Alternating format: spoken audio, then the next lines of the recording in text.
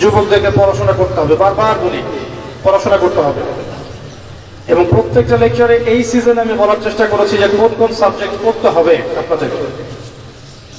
আমি বলেছি বারবার যে কোরআন পড়তে হবে, তেলাওয়াত শিখতে হবে, কোরআনের অনুবাদ শিখতে হবে, আরবি ভাষাটা শিখতে হবে, কোরআনের তাফসীর করতে হবে, এবং কোরআন বুঝতে গিয়ে সমস্যায় পড়লে উলামায়ে কেরামের সোহবতে পড়ে থাকতে হবে।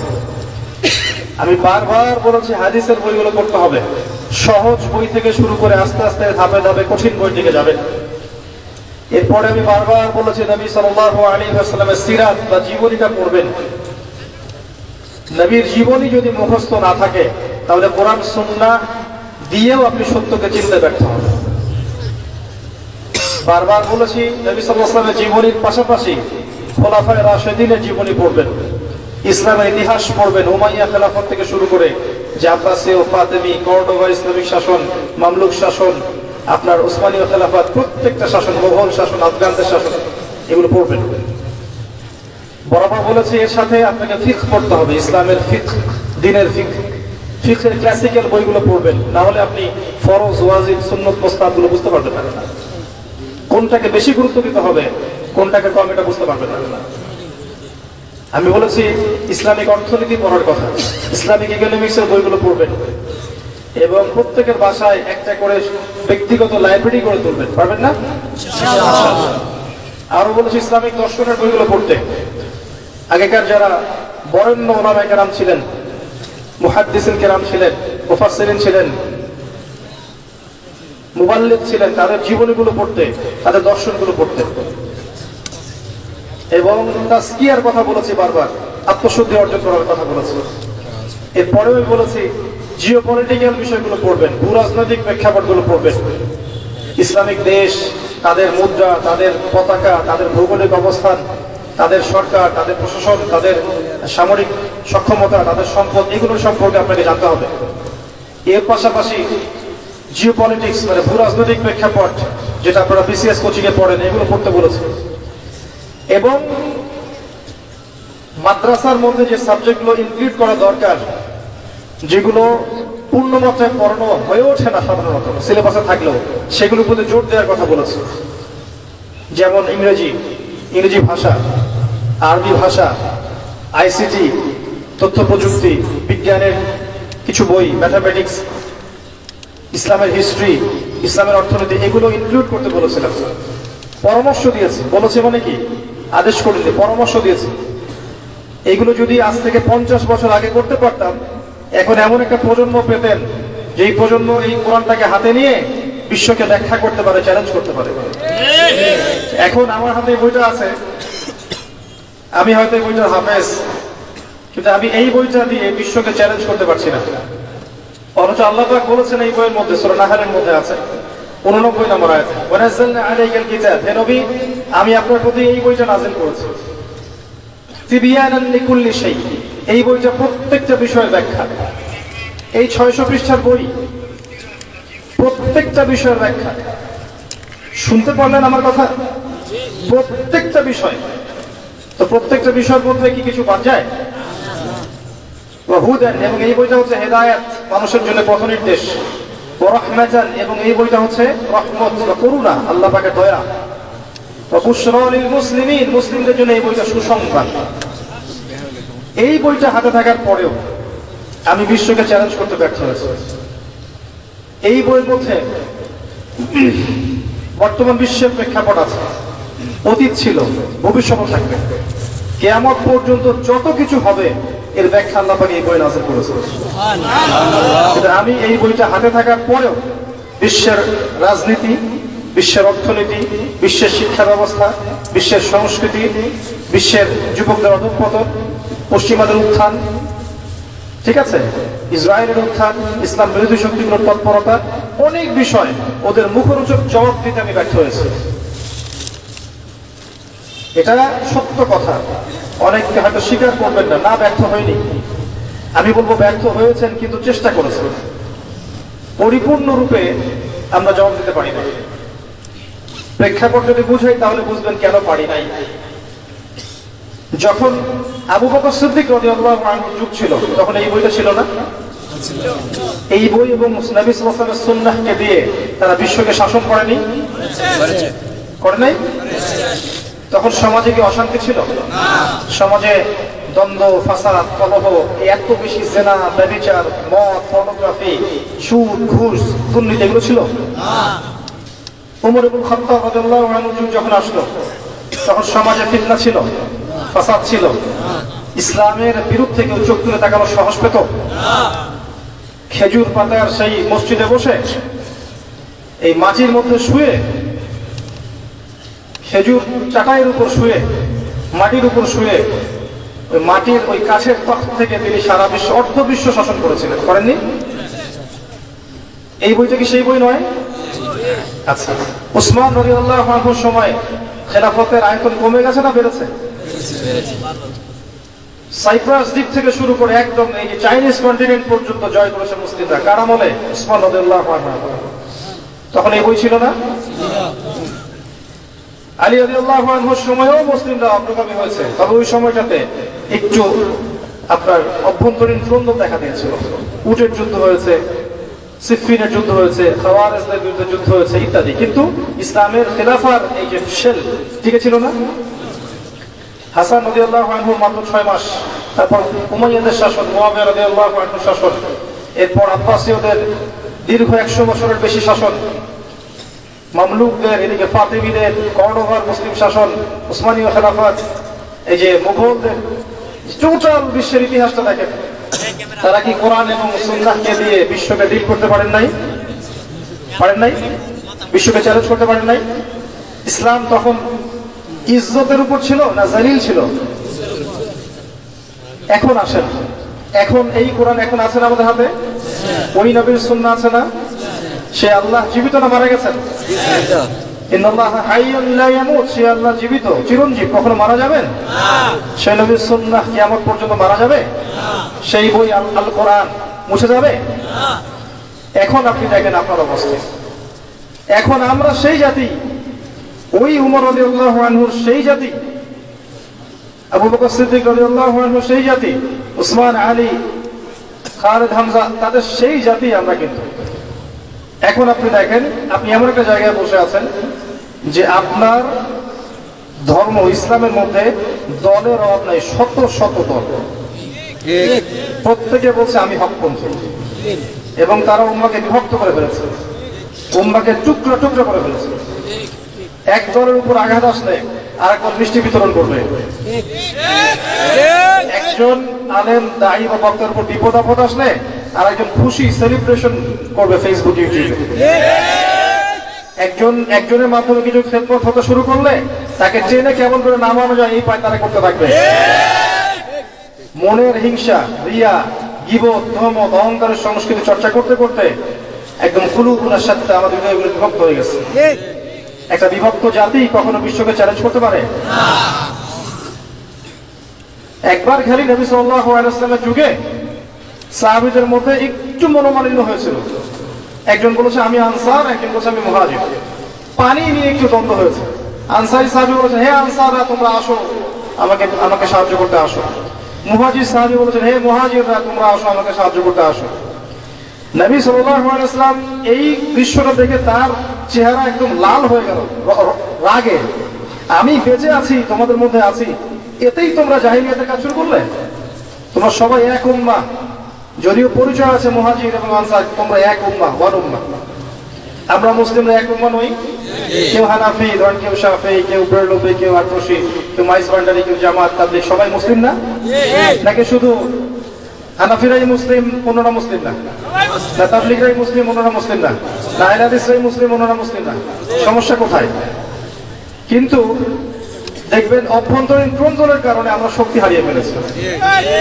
আর এই যে শক্তিটি এত মাত্রায় হারিয়েছি যে বিশ্বাস করেন বিশ্বের পরাশক্তিগুলো এখন আমাদেরকে অতটা মূল্যায়ন করে না।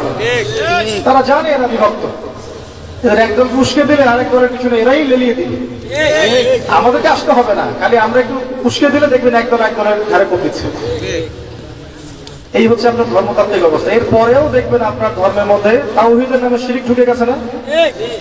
মুসলিমরা এখন শিরক করছে না? করছে না? মুসলিমরা আল্লাহ ছাড়া অন্য কাউকে শ্রদ্ধা করছে না? আল্লাহ ছাড়া অন্য কারোর কাছে নজর মানত কোরবানি করছে না? মুসলিমরা আল্লাহ ছাড়া অন্য কারোর সামনে মাথা নত করছে না? আল্লাহর বিধান বাদ দিয়ে অন্য বিধান নিচ্ছে না? এটা মুসলিমরা করছে না? মুসলিমদের শিরক, দেখেন তাওহীদের মধ্যে শিরক থাকার কথা ছিল আমাদের তাওহীদের উপরে। যতদিন পর্যন্ত মুসলিমরা তাওহীদের উপর ছিল এই পৃথিবী তারা শাসন করেছে। যখনই মুসলিমরা যে যুগেই তাওহীদ থেকে সরে গেছে তার অধঃপতন অধঃতলে চলে গেছে। আল্লাহ পাক একটা দলকে পতন ঘটিয়ে অন্যদেরকে রাইজ করে নিয়ে এসেছে। আল্লাহ পাকের সুন্নাত এটা, ইস্তাবদিল কওমান গায়রাহুম, একটা কওম যখন আল্লাহর আনুগত্য করবে না আল্লাহ তাকে সরিয়ে দিয়ে নতুন কওমকে নিয়ে আসবে। সুম্মা লা ইয়াকুনু আমসালাকুম, তারা তোমাদের মতো হবে না। ধর্মের দিকে দেখেন, মুসলিমদের মধ্যেই সুন্নতের নামে বেদাত চালু হয়ে গেছে না? কত রকম বেদাত হয়ে গেছে না? সুন্নত মনে করে সোয়াবের আশায় এই কাজগুলো করছে। আর যখন শত শত বেদাত করছে এবং বেদাত হিস্ট্রি ঘাটলে দেখা যায় বেদাত আর বেদাত, এই বেদাত গুলো করার পর নবীর শানে আঘাত লাগে না? এটা নবীর শানে আঘাত নয়? বেদাতীদেরকে নবী সাল্লাল্লাহু আলাইহি ওয়াসাল্লাম কি বলবেন? হাউজে কাউসারের পানি নিয়ে তিনি দাঁড়িয়ে থাকবেন নবী সাল্লাল্লাহু আলাইহি ওয়াসাল্লাম আমাদের জন্য এবং সবাই পানি পান করার জন্য সেখানে যাবে। হাদিসে বুখারীতে এসেছে। হঠাৎ করে পর্দা পড়ে যাবে, নবী সাল্লাল্লাহু আলাইহি ওয়াসাল্লাম বলবেন যে ইন্নাহুম মিন্নি, তারা তো আমার উম্মত। তাকে বলা হবে ইন্নাকা লা তাদরি মা আহদাথা বা'দাক, এর আপনি জানেন না আপনার মৃত্যুর পর তারা আপনার দ্বীনের মধ্যে কত বেদাত ঢুকিয়েছে। তখন নবীজি বলবেন সাল্লাল্লাহু আলাইহি ওয়াসাল্লাম সুহকান সুহকান লিমান গায়্যারা বা'দি, দূর হয়ে যাও হতভাগা দল যারা আমার পরে শরীয়তকে বিকৃত করেছে, যারা সুন্নতকে বিকৃত করছে, বেদাত করছে। নবীর শানে আঘাত লাগে না? এদের বিরুদ্ধে কিছু করা যায় না? নাকি নবীর কথা বলতে গিয়ে যদি কারো মুখ থেকে একটু স্লিপ অফ টাং বের হয়ে যায় তাকে কুফরি ফতোয়া দিতে হবে নাকি? এগুলো আমাদের ফরজ করে নিয়েছে। আল্লাহ বুঝদান করুক, হেদায়েত দান করুক। যখন নবী সাল্লাল্লাহু আলাইহি ওয়াসাল্লামের শানে জীবন দেওয়ার প্রশ্ন আসবে ইনশাআল্লাহ আমি আপনার চক্রগামী হব ইনশাআল্লাহ, দেখে নিয়ে। আর নবীর শানে থাকার ফলশ্রুতিতে এই বয়সে আমার উপরে যা এসেছে তার কানা করে আগে আসুক, তারপর বুঝবেন শান কাকে বলে, সবর কাকে। পরিবার থেকে বাধা, সমাজ থেকে বাধা, ধর্মনেতা থেকে বাধা, অর্থনৈতিক বাধা, অভাব অনটন, এমন কিছু নাই যেটা আমাকে এখন এই বয়সে ফেস করতে হয়নি। এত সহজ ছিল না আমার যাত্রা। এটা নিয়ে আলাদা মাহফিল করতে পারবো, কঠিন ছিল। তাই যুবকদেরকে বলবো আল্লাহর পথে চলা সহজ হবে না, কঠিন হবে, কিন্তু ইস্পাতের মতো পাহাড়ের মতো অটল থাকতে হবে। এত সহজ হবে না। আপনি যখনই বিয়ের দিকে আসবেন দেখবেন পরিবার থেকে বাধা পাচ্ছেন, পড়াশোনা করতে যাবেন কোথায় কি পড়বেন বুঝতে পারছেন না। দেখবেন আপনি যখন ভালো কিছু করবেন মানুষ সমালোচনা শুরু করবে, খালেস সিয়াতে কিছু করতে যাবেন আপনাকে গালি দিবে, মিথ্যা অপবাদ দিবে, তহমত দিবে, কত কি করবে। এবং আমাদের নবী সাল্লাল্লাহু আলাইহি ওয়াসাল্লামকেও প্রায় 15টা গালি দেওয়া হয়েছে তার জীবনে পড়ে দেখেন। তাকে প্রায় 16 বার হত্যা করার চেষ্টা করা হয়েছে। এটা নবীর সুন্নাহ। আপনি দেখবেন সমাজের মানুষ আপনাকে বাঁকা চোখে দেখছে, আপনার কাছের বন্ধুরা চলে যাচ্ছে, আপনার প্রিয়জনরা আপনাকে ভুল বোঝা শুরু করবে। দাঁড়িয়ে রাখছেন কেন, ইসলামের দিকে আসছেন কেন, নামাজ পড়ছেন কেন, কি করছেন। মানুষ মনে করবে আপনি আগেই ভালো ছিলেন, এখনই হয়তো খারাপ আছে, এরকম মনে করবে। পথটা বন্ধুর হবে, অনেক কঠিন হবে। আল্লাহর জন্য সবর করে কিছু আল্লাহর জন্য ছেড়ে দেওয়াটাই তাকওয়ার পরিচয়। আল্লাহর জন্য আমল অনেকে করতে পারে, কিন্তু আল্লাহর জন্য ত্যাগ স্বীকার সবাই করতে পারে না। আল্লাহ পাক এটা বলেছেন নবী সাল্লাল্লাহু আলাইহি ওয়াসাল্লামকে, কিন্তু ইন্না আতাইনাকাল কাউসার, মনে কষ্ট নিচ্ছ কেন হে নবী, আমি তো তোমাকে কাউসার দিয়েছি। তারা তোমাকে অনেক কিছু বলছে, তুমি এটা কষ্ট নিও না, আমি তোমাকে কাউসার দান করেছি, মহান মর্যাদা দিয়েছি। ফাসাল্লি লিরাব্বিকা ওয়ানহার, তুমি তোমার রবের জন্য সালাত করো। ওয়ানহার মানে শুধু কুরবানি করো না, স্যাক্রিফাইস করো, ত্যাগ স্বীকার করতে থাকো। ইন্না শানিয়াকা হুয়াল আবতার, যারাই তোমার শত্রুতা করবে, হকের উপর তুমি আছো, যারাই তোমার শত্রুতা করবে হুয়াল আবতার, লেজ কাটা হয়ে যাবে, ভুলে যাবে ইনশাআল্লাহ। হকের উপর আপনি থাকেন, যারা আপনাকে প্রতিবন্ধকতা সৃষ্টি করার চেষ্টা করবে আল্লাহ পাক স্বয়ং তাদেরকে ধুলো বানিয়ে উড়িয়ে দিবেন ইনশাআল্লাহ। এটাই আল্লাহর সুন্নাহ, যুগে যুগে এটাই হয়েছে। নূহ আলাইহিস সালাম তিনি এবং তার অনুসারীরা আল্লাহ পাক বাঁচিয়েছেন না, তার বিরোধিতা যারা করেছেন তারা আছে, আল্লাহ ডুবিয়ে দিয়েছেন। আল্লাহর সুন্নাহ দেখেন। আদ জাতি, এই যে হুদ আলাইহিস সালাম তার সঙ্গীদেরকে আল্লাহ পাক বাঁচিয়েছেন না, তার বিরোধিতাকারীদেরকে আল্লাহ পাক ঝড় দিয়ে উড়িয়ে দিয়েছেন। সামুদ জাতি, এই যে সালেহ আলাইহিস সালামের কওম, আল্লাহ পাক তাকে এবং তার অনুসারীদেরকে বাঁচিয়েছেন না, দুনিয়া আখিরাতে সম্মানিত করেছেন না, তার বিরোধিতাকারীদেরকে আল্লাহ পাক বজ্রপাত দিয়ে ধ্বংস করে দিয়েছে। ফিরআউন এর পুরো সুপার পাওয়ার, একদম মিলিটারি পাওয়ার আল্লাহ পাক একেবারে লোহিত সাগরে ডুবিয়ে দিয়েছেন না, আর মূসা আলাইহিস সালামকে আল্লাহ বিজয় দিয়েছেন। একই সুন্নাহ প্রত্যেক যুগে যুগে। ইব্রাহিম একা ছিলেন, আল্লাহ বলেছেন তুমি একাই একটা উম্মাহ। ইব্রাহিম তুমি একাই একটা উম্মাহ। আল্লাহর কাছে হকপন্থীর দাম আছে, সংখ্যা গরিষ্ঠতার দাম নাই। হকের দাম আছে, সংখ্যা গরিষ্ঠতার দাম আল্লাহর কাছে নাই। আল্লাহ দেখবেন হক কোনটা। 1 কোটি মানুষ যদি বলে যে সুদ হালাল হালাল হালাল, কোশ্চিনকার হালাল হয়ে যাবে না। একটা মানুষ দাঁড়িয়ে যদি বলে সুদ হারাম, হারামই থাকবে। এটাই আল্লাহর সুন্নাহ, এটাই হক। তখন হাক্কু রব্বিকুম, হক তোমার রবের পক্ষ থেকে আসে। ফামান শাআ ফালিউমিন, যার ইচ্ছা হয় ঈমান আনুক, ওমান শাআ ফালিয়াকফুর, যার ইচ্ছা হয় অস্বীকার করুক। ইন্না আ'তাদনা লিয-যালিমিনা নারান, আমি জালেমদের জন্য নার, আগুন প্রস্তুত করে রেখেছি। আহাতা বিহিম সুরাদিকুহা, একেবারে ঘিরে ধরবে আগুন। ওয়া ইয়াসতাগীথু মান ইউগাথু কালমুহলি ইয়াশবিল উজুহ, এমন পানি দেয়া হবে ওদেরকে, পানি চাইলে ওই সময় যে পানি ঢালা মাত্রই সব দেহ ঝলসে যাবে। নাউযুবিল্লাহ। আল্লাহ পাক হকের মানদণ্ড দিয়েছেন, আল্লাহর পক্ষ থেকে যা আসে। একই সুন্নাহ, ইব্রাহিমের সুন্নাহ সেই, তাকে আল্লাহ পাক বিজয় দিয়েছেন, নমরুদকে ধ্বংস করেছেন। আসেন এই যে মুহাম্মদ সাল্লাল্লাহু আলাইহি ওয়াসাল্লাম যুগে আসে, এই যে আবু লাহাব, আবু জাহেল, উতবা সাহেব আছে, কার অস্তিত্ব আছে? নাই। বদর কূপে লাশ পাওয়া গেছে, পাওয়া যায়নি। মুহাম্মদ সাল্লাল্লাহু আলাইহি ওয়াসাল্লাম এবং তার আদর্শ কিয়ামত পর্যন্ত টিকে থাকবে ইনশাআল্লাহ। এটাই রাসূলের সুন্নাহ, আল্লাহর সুন্নাহ, এগুলোই। অতএব আপনি হকের উপর থাকলে বিভিন্ন দিক থেকে বাধা পাবেন। এই সময়টাতে যদি আপনি সবর করতে পারেন, আল্লাহর পথে চলতে পারেন, ধৈর্য ধরতে পারেন, আল্লাহর জন্য সব সয়ে নিতে পারেন, ইনশাআল্লাহ দুনিয়াতে আল্লাহ সম্মানিত করবেন, পরকালে জান্নাতের টুকরা দান করবেন ইনশাআল্লাহ। আর পরকালের সাফল্যই চিরস্থায়ী। বাল তুসিরুনাল হায়াতাদ দুনিয়া, তোমরা এই দুনিয়াকে প্রাধান্য দিয়ে থাকো। ওয়াল আখিরাতু খায়রু ওয়া আবকা, কিন্তু পরকাল চিরস্থায়ী এবং উত্তম। তো অ্যাজ এ ইয়াং স্পিকার আমি এটা বলছি যে তরুণরা যারা দিনের পথে আসবেন, প্রত্যেক ধাপে ধাপে আপনাকে প্রতিবন্ধকতা ফেস করতে হবে। জার্নিটা সহজ হবে না। পরিবার, সমাজ বাধা দিবে, ধর্ম নেতারাও বাধা দিবে। যখন দেখবে আপনার মেহনতের ফলে ধর্ম ব্যবসায় ভাটা পড়েছে, তখন আপনাকে বাধা দিবে। দেখবেন যখন আপনার কিছু সত্য কথার ফলে আল্লাহ, এটা হাদিসে আল্লাহ জিবরাইল আলাইহিস সালামকে ডেকে বলেন যে আমার ওই বান্দাকে আমি ভালোবাসি, তুমিও তাকে ভালোবাসো। জিবরাইল আলাইহিস সালাম সমস্ত ফেরেশতাদেরকে বলেন আল্লাহ আমাকে বলেছেন, আল্লাহ ওই বান্দাকে ভালোবাসেন, আমি ওকে ভালোবাসি, তোমরাও তাকে ভালোবাসো। এরপর ফেরেশতারা দুনিয়াবাসীর উপর ঘোষণা করে যে আল্লাহ অমুক বান্দাকে ভালোবাসেন, জিবরাইল অমুক বান্দাকে ভালোবাসেন, আমরাও এই বান্দাকে ভালোবাসি, হে জমিনবাসী তোমরাও তাকে ভালোবাসো।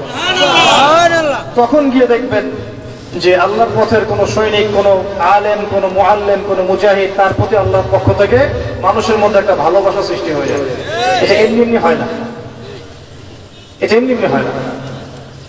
এই উম্মার মধ্যে এমন অনেক মানুষ আছেন যাদের নাম এখন পর্যন্ত মানুষ শ্রদ্ধার সাথে স্মরণ করে না?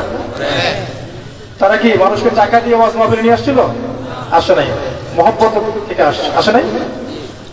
আপনি যখন এভাবে খেদমত করতে থাকবেন, সবার তো সয়ে যাবে না। কিছু মানুষের গাত্রদাহ হবে, কিছু মানুষের হিংসা হবে, ঈর্ষা হবে, কিছু মানুষের ধর্ম ব্যবসায় ভাটা পড়বে, কিছু মানুষের পরশ্রী কাতরতা ঢুকে ঘুরবে, কিছু মানুষ ইন্টেনশনালি আপনাকে ডাউন করার চেষ্টা করবে। এবং ইসলামের বিরোধী শক্তিরা এই মানুষগুলোকে কাজে লাগাবে। ইসলামের বিরোধী শক্তিরা এই মানুষগুলোকে হুজ্জা বা দলিল মনে করে কাজে লাগাবে। এটাই হচ্ছে সারা বিশ্বে চলে আসছে দীর্ঘদিন থেকে। এটাই এই পৃথিবীর সুন্নাহ। তবে যুবকদেরকে বলবো, হতাশ হবেন না, ভেঙে পড়বেন না, আল্লাহর পথে চলতে থাকবেন। আপনার জীবনের শেষ দিনটা যেন আল্লাহর পথে চলতে চলতেই শেষ হয়। ইন্নামাল আমালু বিল খাওয়াতিম, মানুষের নেক আমল শেষের উপর ডিপেন্ড করে, নিয়তের উপর ডিপেন্ড করে এবং শেষের উপর ডিপেন্ড করে। অতীতে কি হয়েছে ভুলে যান। মিউজিক করতেন, গার্লফ্রেন্ড ছিল, পর্ন দেখেছেন, জুয়া খেলেছেন, মাদকের সাথে সম্পৃক্ত ছিলেন, হারাম অ্যাফেয়ার্সে ছিলেন, কি করেছেন অতীতে আজকে থেকে ভুলে যান। ফ্রম নাও অন, যখন থেকে আপনার কাছে হেদায়েতের বাণী আসবে তখন থেকে তওবা করে নেবেন, বলবেন আস্তাগফিরুল্লাহাল্লাযী লা ইলাহা ইল্লা হুয়াল হাইয়ুল কাইয়্যুম ওয়া আতুবু ইলাইহি। এটা বলে ওযু করবেন, 2 রাকাত সালাত পড়বেন, 2 চোখের পানি ফেলে দিয়ে আল্লাহর কাছে কান্নাকাটি করবেন, আল্লাহর কাছে চাইবেন, আল্লাহ আমাকে পুরো জীবন, আগামী পুরো জীবন দিনের উপর পাহাড়ের মতো অটল থাকার তৌফিক আমাকে দান করো এবং আমার দ্বারা তুমি এই উম্মার খেদমত কবুল করো। আমিন। এরপরে আপনি ফিল করবেন যে আল্লাহ আপনার সাথে আছে আর কেউ আপনার সাথে নাই। ঠিক এরপর আপনি ফিল করবেন যে আল্লাহ আপনার সাথে আছে আর কেউ সাথে নাই।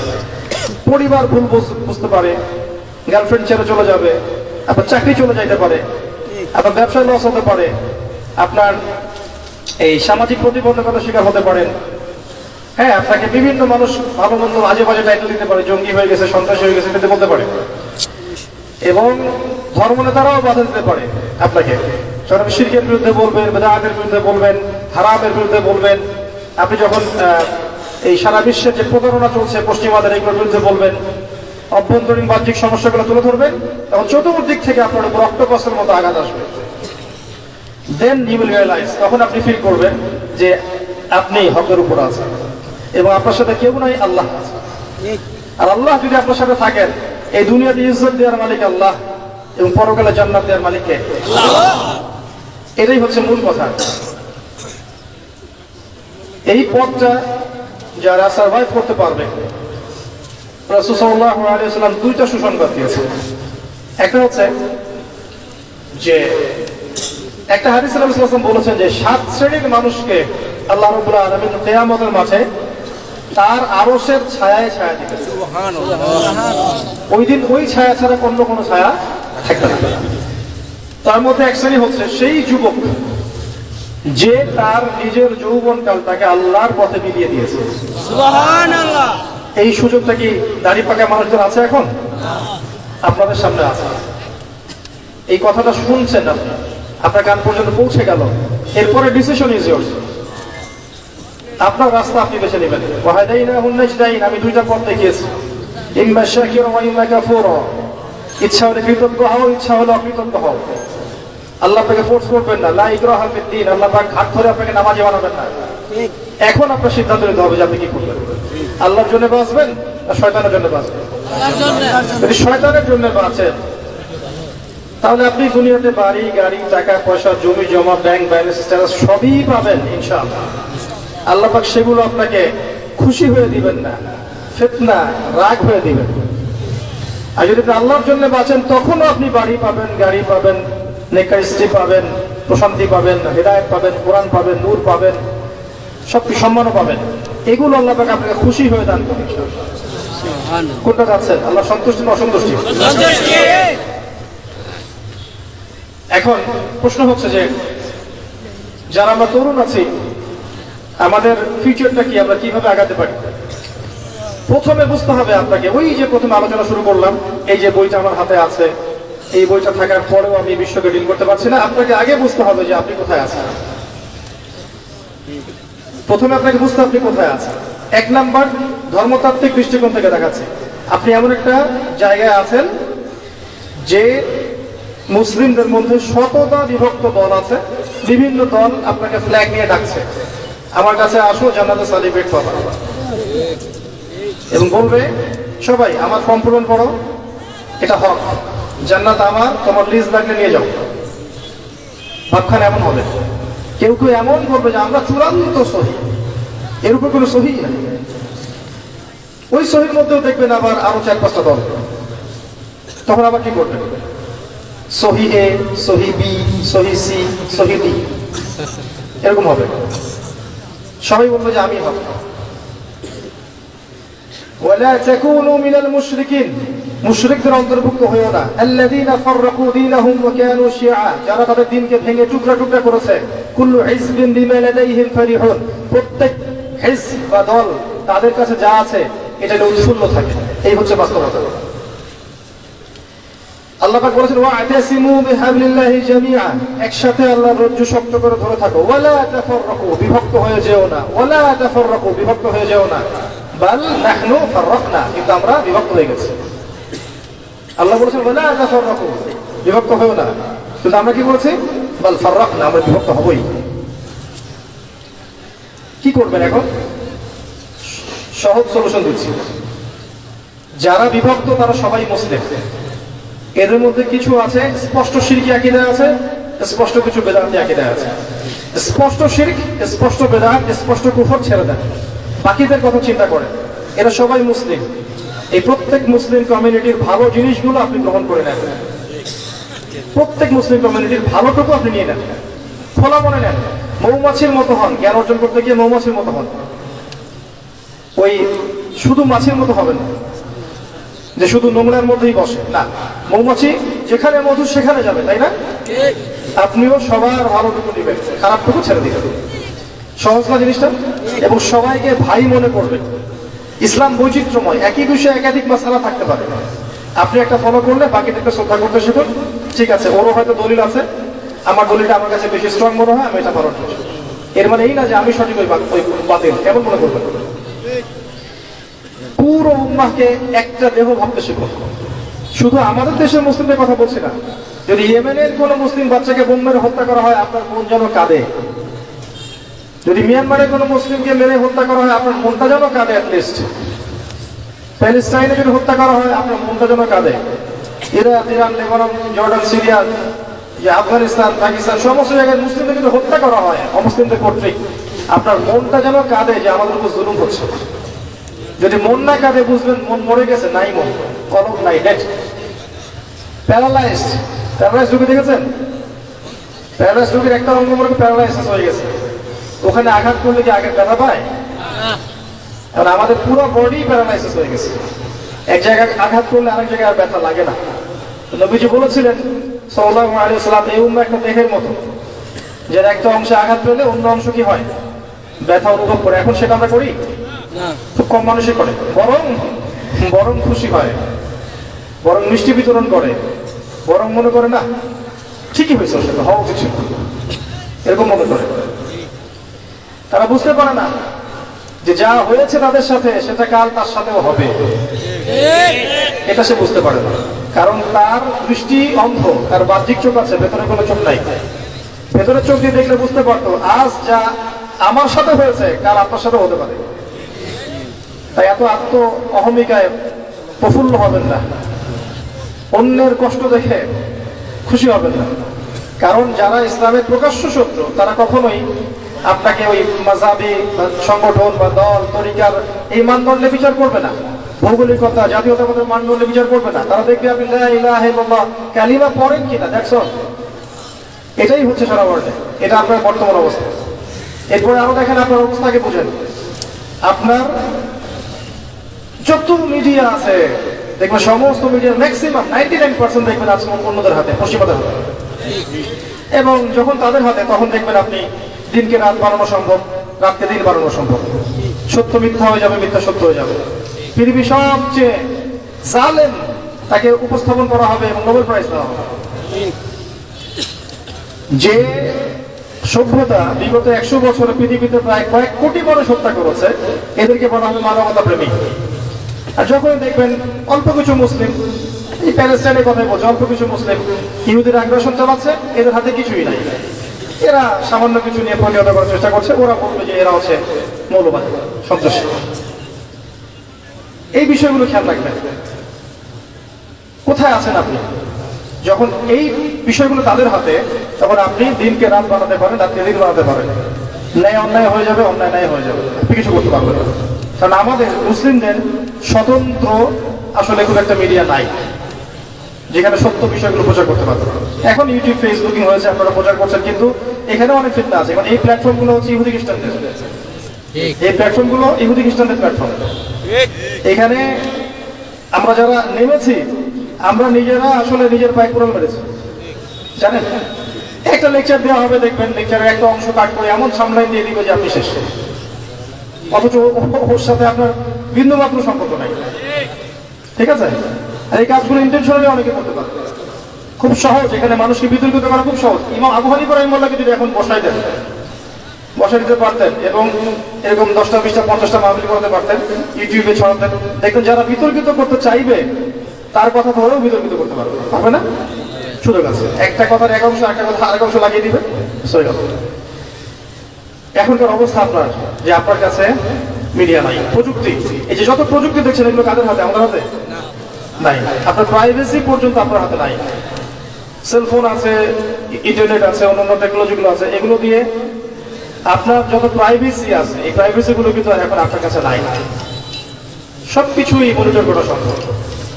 আর মনিটর করার প্রয়োজন নাই, ব্রেনটাকে এমনভাবে ওয়াশ করে দিয়েছে পশ্চিমারা যে আপনি যা করবেন নিজেই সেটা ছবি তুলে ফেসবুকে দিয়ে দিবেন।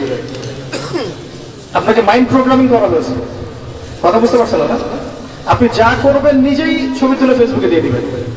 আপনার মাথাটাকে এমন ধাঁচে নিয়ে আসা হয়েছে, ওয়াইফের সাথে শুয়ে আছেন, ছবি দিয়ে দিলেন। ওয়াইফের সাথে ঘুরছেন, ছবি দিয়ে দিলেন। গার্লফ্রেন্ডের সাথে কোলে শুয়ে আছেন, ছবি দিয়ে দিলেন। আপনি বুঝতে পারছেন এখন প্রাইভেট লাইফ কোনটা, পাবলিক লাইফ কোনটা। এই কমন সেন্সটা হারিয়ে ফেলেছেন এই অনলাইন ইউজ করতে করতে।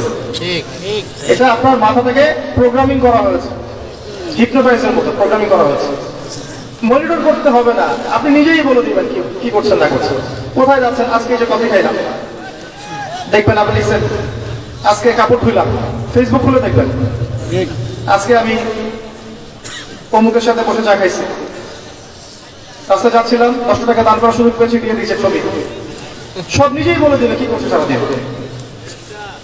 মানে এটা কি মানে প্রাইভেট লাইফটাকে পাবলিক করে দেওয়া হলো না? আমরা এই সেন্সটা হারিয়ে ফেলেছি। প্রযুক্তি আমাদের হাতে নাই। আপনি যদি দেখেন এডুকেশন সিস্টেম, এই সিস্টেমটাও এর মধ্যে অনেক সমস্যা আছে। কিরকম? আপনি জেনারেল লাইনে পড়লে আপনি এদিকে পড়তে থাকবেন 10 বছর 20 বছর 30 বছর, দেখবেন যে আপনি ইসলামের বেসিক অনেক জিনিস শিখতে পারেন নাই, তাই না? এমনকি দেখবেন আপনি হয়তো বিশুদ্ধ করে কোরআন তেলাওয়াত করা, 100টা হাদিস মুখস্থ করা, কোনটা ফরজ কোনটা ওয়াজিব সুন্নাত মুস্তাহাব, অনেক বিষয় আপনি বুঝতে পারবেন না, পড়াশোনা করার সুযোগ পান নাই। এমন নয় সিলেবাসের মধ্যে নাই, সিলেবাসের মধ্যে আছে, কিন্তু আপনি পড়ার তৌফিক পাচ্ছেন না। ধর্ম বই আছে না স্কুলে, কলেজে আছে না, কিন্তু আপনি দেখবেন পড়ছেন না, অন্যদিকে বেশি ফোকাস করছেন, তাই না? মাদ্রাসায় যান, এখানে আপনি পড়ছেন মাশাআল্লাহ, দাওরা ফারেক করছেন, কিন্তু দেখবেন বাস্তবিক অর্থে আপনি ইংরেজিতে পিছিয়ে থাকছেন, সায়েন্সে পিছিয়ে থাকছেন, আইসিটিতে পিছিয়ে থাকছেন, ইকোনমিক্স বুঝছেন না, ফিলোসফি পলিটিক্যাল সায়েন্স বুঝতে পারছেন না। তখন দেখা যায় একজন দাওরা ফারেক ছেলে যখন মিম্বরে দাঁড়ায়, মিম্বরে বসে খুতবা দেয়, তার মধ্যে জ্ঞান আছে মাশাআল্লাহ, জ্ঞানের কোনো কমতি নাই, কিন্তু জেনারেল এই সাবজেক্টগুলো জ্ঞান না থাকার কারণে, যেহেতু সমাজের বেশিরভাগ মানুষ জেনারেল এডুকেটেড, তারা ওই মানুষটাকে সঠিকভাবে গ্রহণ করতে পারছে না, তাই না? সে যদি জেনারেল সাবজেক্টগুলো পড়তো তাহলে এই মিম্বর থেকে সে এমন কথা বলতে পারতো যে ইনশাআল্লাহ ওই যে বললাম কোরআন হাদিয়া নিয়ে সে বিশ্বকে চ্যালেঞ্জ করতে পারতো। এটা হচ্ছে না, সিলেবাসের পরিবর্তন দরকার ছিল, হয়ে ওঠে নাই। জানি না এগুলো বলেই বা কি লাভ, আগামী তো হবে কিনা কখনো। তবে আমার আশা এবং ইচ্ছা আমরা যেটা পাই নাই, এখনো পাচ্ছি না, আমাদের পরবর্তী প্রজন্ম, আমাদের এই ছেলেমেয়েরা যারা বিয়ে শাদী করেছেন, বাচ্চা কাচ্চা হয়েছে, এদেরকে এই সিলেবাস দেওয়ার চেষ্টা করে। দেখবেন ইনশাআল্লাহ ওরা কোরআন সুন্নাহকে হাতে নিয়ে বিশ্বকে চ্যালেঞ্জ করতে পারবে ইনশাআল্লাহ। আরো প্রবলেম আছে। এবার মনে করেন জেনারেল লাইনের মানুষেরা হেদায়েত পেয়ে ইসলামের দিকে এসেছে, মনে করেন এখন এই ছেলে কি করবে, কি পড়াশোনা করবে, কোন বই পড়বে, কি সিলেবাসে পড়বে, কোনো ঠিক নাই। সে বিক্ষিপ্ত, একবার এখানে যাচ্ছে, একবার ওখানে যাচ্ছে, একবার ওখানে যাচ্ছে, ইউটিউবে লেকচার শুনে, একটা হাদিস পড়ে, এলোমেলো পড়াশোনা করছে, তার পড়াশোনা কিন্তু কনস্ট্রাকটিভ না। এখন আমাকে উত্তর দেন, যারা আলেম ওলামা আছেন উত্তর দেন, এই হিউজ জেনারেল লাইনে যারা পড়া মানুষ হেদায়েত প্রাপ্ত হয়ে ইসলামের দিকে এসেছে, আবেগ আছে, তওবা করেছে, আল্লাহর পথে চলার চেষ্টা করছে, এদেরকে এডুকেটেড করার জন্য কি পদক্ষেপ গ্রহণ করেছে বলেন? এদেরকে কি আলেম বানানো যাবে না? সম্ভব না? ওদের মাথায় কিছু নাই? কোনো কোনো ক্ষেত্রে তো ওরা অনেক কিছু আপনাদের চেয়ে ভালো বোঝে। হ্যাঁ, জিও পলিটিক্স ওরা ভালো বোঝে, ইকোনমিক্স ওরা ভালো বোঝে, ইংরেজি ওরা ভালো বোঝে, আইসিটি ওরা ভালো বোঝে। এখন এদেরকে কি করবেন? এরা কি সমাজের আবর্জনা হয়ে থাকবে? কয়টা প্রতিষ্ঠান আছে যেখানে এই বিশাল সংখ্যক জেনারেল মানুষদেরকে নিয়ে 5 বছর 6 বছর 10 বছর, আচ্ছা 10 বছর গেলাম না, 2 বছর 3 বছর 4 বছর 5 বছর এরকম মেয়াদি কোর্স লঞ্চ করা যেত না, যার মধ্য দিয়ে তারা মৌলানা হয়ে বের হতো? সম্ভব ছিল না? কয়টা মাদ্রাসা এটা আছে? ইনিশিয়াল পদক্ষেপগুলো নিচ্ছেন না, কিন্তু সমালোচনা করার সময় কি করছেন? ওই ছেলেটা কিভাবে দিন শিখবে যদি আপনি সহযোগিতা না করেন, এরকম প্রতিষ্ঠান না গড়ে তোলেন, কোর্স লঞ্চ না করেন, এরকম মাওলানা কোর্সগুলো লঞ্চ না করেন, তাহলে ও কি আলেম হওয়ার অধিকার রাখে না? নাকি কোরআন সুন্নাহ শুধু আলেমদের জন্য, জেনারেলদের জন্য নয়? কি এই সমস্যাগুলো তুলে ধরাটা কি আমার অপরাধ? আল্লাহ বোঝার তৌফিক দান করে। এখন এই জেনারেল মানুষটা কি হবে জানেন? যেহেতু আপনি কনস্ট্রাকটিভ কোনো ডাইরেকশন দিচ্ছেন না, এই জন্য যারা উগ্রবাদী দর্শনে বিশ্বাস করে, জেনারেল একটা ভাইকে ডাকবে, জিহাদের 4-5টা আয়াত শোনাবে, এর মাথাটাকে ওয়াশ করে দিবে। বুঝতে পারছেন কথা? একজন বেদাতীয়কে ডাকবে, বেদাতের যে আয়াতগুলো আছে এগুলো পড়ে পড়ে পড়ে ওর মাথাটা ওয়াশ করে দিবে, ও দেখুন ওই পথে চলে গেছে। ওকে যে কোনো দিকে তখন মোটিভেটেড করা সম্ভব, কারণ ওকে আপনি কনস্ট্রাকটিভ সিলেবাসে পড়াশোনা করতে পারেন নাই। ব্যর্থতা কার? আমার। আল্লাহ বোঝার তৌফিক দান করে। আরো সাজেশন দিচ্ছি শোনেন। এই যে মাহফিল নিয়ে এত সমস্যা অনেকের, সবার না, একটা সিলেবাস করে দেয় রাষ্ট্র থেকে, যেখানে প্রত্যেকটা বিষয় থাকবে। এই যে বিসিএস যেমন আছে, বিসিএস অনেকগুলো বিষয় আছে না, এই সিলেবাসে কোরআন, হাদিস, আরবিক ল্যাঙ্গুয়েজ, আরবি সাহিত্য, আপনার ফিক, উসুল ফিক, আপনার যে ইসলামের ইতিহাস, ইসলামের অর্থনীতি সব ঢুকায় দেন, দিয়ে একটা সিলেবাস করে দেন, দিয়ে বিসিএস এর মতো একটা পরীক্ষার আয়োজন করেন, যেই পরীক্ষায় জেনারেল এবং মাদ্রাসা উভয় ব্যাকগ্রাউন্ডের স্টুডেন্টরা অংশ নিতে পারবে, সবার জন্য উন্মুক্ত। একটা নির্দিষ্ট সীমা দেন, বয়স সীমা দেন, এই বয়স হতে হবে, এই ডিগ্রি থাকতে হবে, তারপরে পরীক্ষা অংশ নিতে পারবে। করে দেন, করার পরে 2টা 3টা 4টা ধাপে পরীক্ষা নেন, written viva, written viva, written viva. Cadre যেমন করে বের করেন, এইভাবে 100টা আলেম বের করেন না বাংলাদেশে, এবং এই 100টা আলেমকে গভর্নমেন্ট জব দিয়ে দেন। গভর্নমেন্ট জব দিয়ে বলেন এই 100টা আলেম সারা দেশে দাওয়াতি কাজ করবে, এবং মাহফিল থেকে কোনো পারিশ্রমিক দিতে পারবে না, গভর্নমেন্ট তাদেরকে জব দিবে এবং স্যালারি দিবে, সমস্ত জায়গায় দাওয়াতি কাজ করে বেড়াবে। তখন এই চেয়ারে বসে কেউ উল্টাপাল্টা কথা বলতে পারবে না। যারা এখানে এসে বসবে তারা এডুকেটেড হয়ে বসবে। আর এখন যাকে তাকে আপনি বসাতে পারবেন, এবং যা ইচ্ছা গান গল্পকে ইচ্ছা কাহিনী কমেডি সার্কাস করে চলে যাবে, তাকে নিয়ে চলে যাবে। এই সিস্টেমটা ভালো ছিল না? আমার সাথে যত উচ্চ পদস্থ কর্মকর্তার কথা হয়েছে, এই কথাটাকে তারা খুব অ্যাপ্রিসিয়েট করেছিলেন, এটা আসলে খুব সুন্দর একটা কথা বলেছে। কিন্তু বাংলাদেশের মানুষের সেন্টিমেন্ট এমন যে এটা এখন লঞ্চ করা সম্ভব না। যদি আপনি এরকম 100টা মুসলিম ক্যাডার বের করতে পারতেন, দায়ী আল্লাহ, যাদেরকে দিয়ে আপনি সারা দেশের বাইরে দাওয়াতি কাজ করাবেন, তাহলে একই কথা, একই ভাষা সবাই কথা বলতো, এবং বিভক্তি ছড়াতো না, ইখতিলাফ ছড়াতো না, সুন্দর মতো জিনিসগুলো ব্যালেন্স হতো। এটা মাদ্রাসা জেনারেল সবার জন্য উন্মুক্ত করে দিতেন, তারপর দেখতাম যে আসলে কে কত ভালো করতে পারে, তারপরে আসে। এবং এখানে ইসলামিক সাবজেক্টের সাথে অন্য সাবজেক্টও থাকবে, ভূগোল থাকবে, জিওপলিটিক্স থাকবে, ইকোনমিক্স থাকবে, ইংরেজি থাকবে, সব থাকবে। এরপরে আসেন পরীক্ষা দিয়ে দেখি কার জ্ঞানের কোন করে,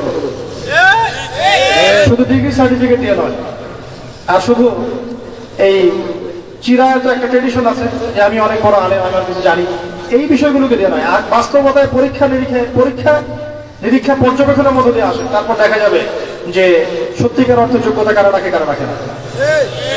দেখবেন তখন এমন অনেক মানুষ উঠে আসবেন যারা ইসলামিক নৈতিকতা প্রাপ্ত এবং জেনারেল ব্যাকগ্রাউন্ড থেকে উঠে আসছে।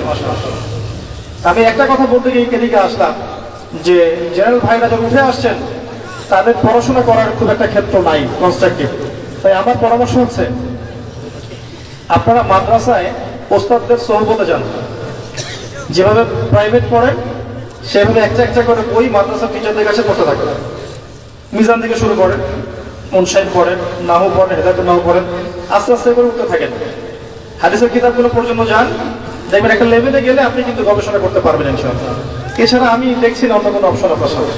যদি আপনি দিনের জন্য কিছু করতে চান জ্ঞান দিয়ে, আর কোনো অপশন আমার জানা নেই। তবে ওই যে বললাম, আপনার পরবর্তী জেনারেশন, আপনার সন্তান, আপনার ছেলে মেয়েদের জন্য এমন প্রতিষ্ঠান গড়ে তোলেন যেখানে এমন সিলেবাস থাকবে যে ওরা প্রতিটা বিষয় সম্পর্কে জ্ঞান অর্জন করবে। জেনারেল লাইনও পড়বে, হাফেজও হবে, কোরআন তাফসিরও করতে পারবে, অ্যারাবিক ল্যাঙ্গুয়েজও জানবে। ইনশাআল্লাহ দেখবেন ও পরবর্তীতে এমন একজন আলেম হবে যাকে দেখলে মানুষ বলবে না যে মোল্লা তো মসজিদ পর্যন্ত, এটা বলবে না, বলার সাহসই পাবে না ইনশাআল্লাহ তাআলা। যুবক ভাইদের প্রতি ফার্স্ট নসিহত হচ্ছে এই জিনিসটা, এডুকেটেড হন, পড়াশোনা করেন, আপনার অবস্থানটা বোঝেন। ধর্মতাত্ত্বিক ক্ষেত্রে এই অবস্থায় আছি, আপনার পড়াশোনার ক্ষেত্রে এই অবস্থায় আছে, মিডিয়ার ক্ষেত্রে এই অবস্থায়, সংস্কৃতিতে আসেন। ওয়ার্ল্ড ওয়াইড সংস্কৃতিতে কোন জায়গায় আছেন আপনি? এই যে আপনার এই যে আপনার পর্নোগ্রাফি, আপনার এই যে মাদক, আপনার এই যে পাবজি বা আপনার টিকটক, আপনার এই যে যত কিছু আছে এখন, ফ্রি ফায়ার, আপনার যে ক্যাসিনো, ফ্রি মিক্সিং, হারাম গার্লফ্রেন্ড বয়ফ্রেন্ড অ্যাফেয়ার্স, এই যে বিষয়গুলো চলছে এখন, এই বিষয়গুলো কি মুসলিমরা তৈরি করেছে? এই জিনিসগুলো কোন সভ্যতা থেকে এখানে আসলো? প্রত্যেকটাই কিন্তু ওদিক থেকে এসেছে। ওরা এগুলো দিয়ে কি করেছে? যুবকদের ইমানটাকে নষ্ট করে দিয়েছে। স্পেশালি মুসলিম যুবকদেরকে টার্গেট করেছে, কারণ যুবকরা যদি ইমানদার হয় ওদের বিরুদ্ধে দাঁড়াতে পারবে। যুবকরা যদি ইমানদার না হয় তাহলে দাঁড়াতে পারবে না। ইমানদার না করানোর জন্য এই যে আপনাকে মেয়ে সহজলভ্য করে দেওয়া হয়েছে, মন সহজলভ্য করে দেওয়া হয়েছে, আপনার মেগা রাইড আপনি নিচ্ছেন আর রাত্রেবেলা দেখছেন, ঠিক আছে, আপনার মাদক সহজ করে দেওয়া হয়েছে, ফ্রি মিক্সিং, চাইলে আপনি মেয়েদের সাথে কথা বলতে পারেন, জেনা করতে পারেন, এমনকি পতিতালয়ে যেতে পারেন, মাদক খেতে পারেন, এগুলো আপনাদের সহজ করে দেওয়া হয়েছে। কি কারণ? একটাই কারণ, আপনার কলবের নূর, ঈমান নষ্ট করে দেওয়া। বেঈমান যুব সমাজ কখনো আল্লাহর পথে কাজ করতে পারবে না, এই একটা কারণে এই কাজটা করা হয়েছে। আর এদিকে এই হ্যামিলনের বাসিওয়ালাদের পিছনে ঝুঁকে পড়েছে বেশিরভাগ জেনারেল লাইনের ছাত্র, মাদ্রাসার ছাত্র এই ধার কাছে খুব কম যায়। কিন্তু এখন তাদের মধ্যেও ফেতনা ঢুকেছে, কারণ ফোন তো সবার হাতে হাতে, ফোন সবার হাতে হাতে, এই কারণে ফেতনা ঢুকেছে। এবং এই ফোনের সংস্কৃতিটা আমাদেরকে ঠান্ডা মাথায় চিন্তা করার সময় দিচ্ছে না। খেয়াল করেছেন? অলওয়েজ বিজি বিজি বিজি, ঠান্ডা মাথায় একটা চিন্তা করবে সময় নাই। এই বিষয়গুলো খেয়াল রাখবেন। আরেকটা বিষয় বলবো যে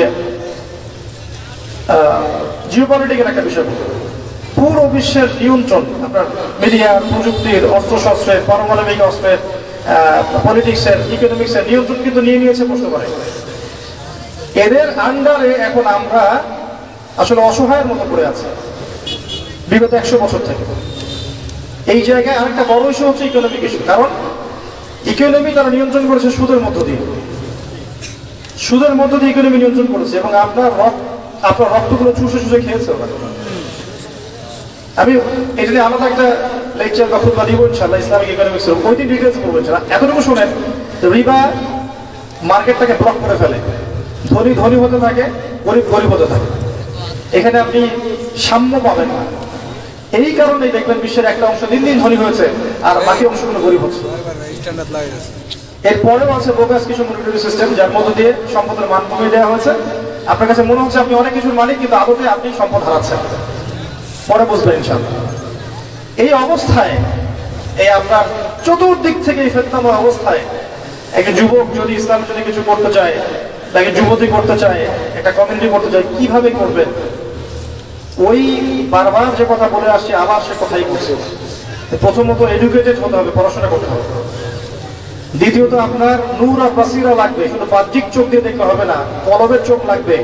আর কলবের চোখ জিন্দা করতে হলে আপনাকে আল্লাহর স্মরণ বেশি বেশি করতে হবে, নামাজ বেশি বেশি পড়তে হবে, জিকির বেশি বেশি করতে হবে, তেলাওয়াত বেশি বেশি করতে হবে, মৌতকে স্মরণ করতে হবে, অহংকার, হিংসা, বিদ্বেষ, বিপদ, তহমত ছেড়ে দিতে হবে। তারপরে হৃদয়টা দেখবেন পরিশুদ্ধ হচ্ছে, আপনি আল্লাহর চোখ দিয়ে দেখবেন ইনশাআল্লাহ তখন। এরপরে তাসকিয়া, আত্মশুদ্ধি, আপনার জীবনের যত পাপ এগুলোকে ঝেড়ে ফেলেন। পাপের হিসেব করেন, কোথায় কোন কোন পাপ করেছেন। প্রতিটা পাপের জন্য যেগুলো মনে পড়বে আপনার, যে ওই পাপ করেছি ওইখানে, ওই পাপ করেছি ওইখানে, আপনি প্রতিটা পাপের জন্য আল্লাহর কাছে তওবা করতে থাকেন বেশি বেশি। যখন দেখবেন আপনার পাপ মনে পড়ছে না, পাপগুলো মনে পড়ছে না, বুঝে নেবেন হয়তো আল্লাহ পাক আপনার সব পাপ আমার নামা থেকে মুছে দিয়েছে, এই কারণে হয়তো মনে পড়ছে না, হতে পারে। বেশি বেশি ইস্তেগফার করেন। এরপরে আপনি হালাল রিজিক খোঁজেন, হারামে যায় না। ছোট্ট ব্যবসা করেন, চাকরি করেন, কিন্তু হালাল খোঁজেন, হারামে যায় না। সুদে যায় না, ঘুষে যায় না, আপনি এই যে দুর্নীতিতে যায় না, প্রতারণা যায় না। ব্যবসা করবেন নবীর পদ্ধতিতে করেন, চাকরি করলে তার পদ্ধতিতে করেন, হালালে থাকেন। হালাল রিজিকের ব্যবস্থা হয়ে গেলেই আপনি ভবিষ্যতের জন্য কিছু সম্পদ জমানোর চেষ্টা করেন।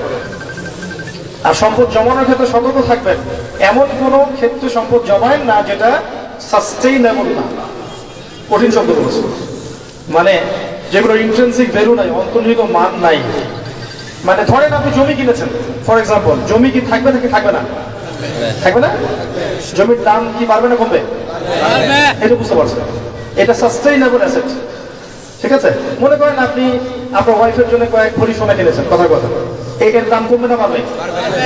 আপনি আপনার ওয়াইফের জন্য কিছু রূপা কিনেছেন, সম্পদের মান কমবে না বাড়বে? এমন কিছু যদি রেখে দেন যেটার মান কমে যায়, তাহলে আপনি সম্পদ হারাবেন। তো অর্থ জমানোর ক্ষেত্রে আপনি এটা খেয়াল রাখবেন। আর কি করবেন? আদর্শ পরিবার করবেন। বারবার বলে একটা নেককার মেয়েকে আল্লাহর কাছে চেয়ে নেন, সিজদায় পড়ে। আদর্শ পরিবার গড়েন, বাচ্চা কাচ্চা এদেরকে ইসলামিক তরিকতে মানুষ করেন, পরিবারে তাওহীদ রাখেন, সুন্নত রাখেন, হালাল রিজিক রাখেন, বেদাত শিরক এগুলো দূর করে দেন। পরিবারের মধ্যে আপনি তালিম করেন, চর্চা করেন, কোরআন হাদিস পড়েন, ইসলামিক সংস্কৃতি রাখেন, পরিবারকে সময় দেন, আপনার ওয়াইফকে সময় দেন, বাচ্চাকে সময় দেন, এবং তাদেরকে আপনার আদর্শে গড়ে তোলেন ইনশাআল্লাহ। যখন দেখবেন এই ছোট্ট পরিবারটা, এই যে কয়দিন আমরা দুনিয়াতে আছি, এই পরিবারটা আপনার কাছে মনে হবে জান্নাতের টুকরো। কারণ দুনিয়া তো শান্তির জায়গা নয়, শান্তির জায়গা কিন্তু দেখবেন পরিবার যদি আদর্শ হয়, মনে হবে যে হ্যাঁ আপনি শান্তিতে আছেন দুনিয়াতে। আর পরিবার যদি ভেজাল হয়, ওই যে জিন্স পরা আর গেঞ্জি পরা মেয়ে বিয়ে করেন, তাহলে আপনার দুনিয়া জাহান্নাম হয়ে যাবে। নাউজুবিল্লাহ। তো এই জায়গায় কাজ করে। আরেকটা বিষয় বলে শেষ করছি, যে আপনাদেরকে আল্লাহ প্রতিভা দিয়েছেন সবাইকে কিছু না কিছু। এই প্রতিভাগুলোকে আপনি আপনার পথে কাজে লাগান। আপনি হয়তো বলতে পারেন বা লিখতে পারেন, বা আপনি এক অর্থ আছে, আপনি মসজিদ করতে পারবেন, মাদ্রাসা করতে পারবেন, আপনি এতিমদের প্রজেক্ট করতে পারেন, বিধবাদেরকে নিয়ে কাজ করতে পারেন। মানে যেখানেই উম্মার কল্যাণ আছে, বই ছাপানো হোক, প্রকাশনা সংস্থা হোক, অনলাইনে হোক, অফলাইনে হোক, যাতে দিনের একটু উপকার হবে, দিতে একটু এগিয়ে যাবে, ওই দিকে আপনি আপনার সময়, শ্রম, মেধা এগুলোকে ব্যয় করেন। এগুলো করতে গেলে আপনার দুনিয়া কিন্তু ছাড়তে হবে না। দুনিয়াবি কাজ করার সাথে সাথেই আপনি কাজগুলো করতে পারবেন ইনশাআল্লাহ। নবী সাল্লাল্লাহু আলাইহি ওয়াসাল্লামের সুন্নাহ মাফিক জীবনযাপন করেন, হালাল খান, হারামে যায় না, অবশ্য পরিবার গড়েন, তাওহীদে থাকেন, শিরকে যায় না, সুন্নতে থাকেন, বিদআতে যায় না। কোথায় আছেন পরিস্থিতি বোঝার চেষ্টা করেন, তাসকিয়া অর্জনের চেষ্টা করেন, নূর অর্জন করার চেষ্টা করেন, এবং আপোষের হিংসা, বিদ্বেষ, গীবত ছেড়ে দেন, উম্মাহ ঐক্যবদ্ধ করার চেষ্টা করেন। আল্লাহ পাক আমাদের সবাইকে কথাগুলো বোঝান এবং আমল করার তৌফিক এনায়েত করেন।